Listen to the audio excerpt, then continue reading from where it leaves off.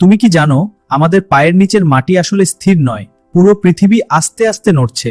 আজ আমরা জানবো পৃথিবীর সবচেয়ে রহস্যময় শক্তি প্লেট টেকটনিক্স সম্পর্কে। আর সেই নড়াচড়ার কারণেই হয় ভূমিকম্প, আগ্নেয়গিরির বিস্ফোরণ, এমনকি তৈরি হয়েছে হিমালয় পর্বত।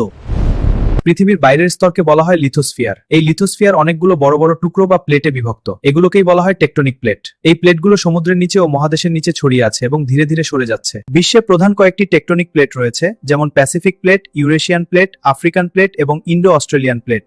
ভারত যে প্লেটের উপর অবস্থিত সেটি হলো ইন্ডো অস্ট্রেলিয়ান প্লেট।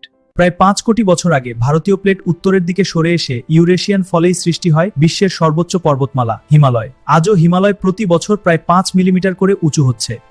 যখন দুটি প্লেট একে অপরের সাথে ঘষা খায় বা হঠাৎ সরে যায়, তখন শক্তি মুক্তি পায়। এই শক্তি সৃষ্টি করে ভূমিকম্প।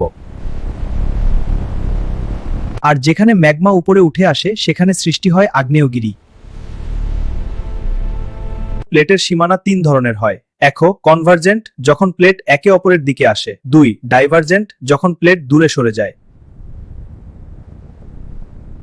কনভার্জেন্ট বাউন্ডারিতে একটি প্লেট আরেকটির নিচে চলে যায় আগ্নেয়জারেন্ট বাউন্ডারিতে। এর প্লেটগুলো আলাদা হয়ে নতুন ভূত্বক তৈরি করে। এই 3 ধরনের সীমানাই পৃথিবীর ভূতাত্ত্বিক ঘটনাগুলোর মূল কারণ। প্লেট টেকটনিক্স বোঝা খুবই গুরুত্বপূর্ণ, কারণ এটি আমাদের সাহায্য করে ভূমিকম্পের ঝুঁকি বোঝাতে, খনিজ সম্পদ খুঁজতে এবং পৃথিবীর ইতিহাস জানতে। পৃথিবী স্থির নয়, এটি একটি জীবন্ত চলমান গ্রহ। যদি ভিডিওটা ভালো লাগে তাহলে জ্ঞান প্রতিদিন চ্যানেলটি সাবস্ক্রাইব করো, কারণ প্রতিদিন আমরা জানবো সাধারণ জিনিসের অসাধারণ বিজ্ঞান।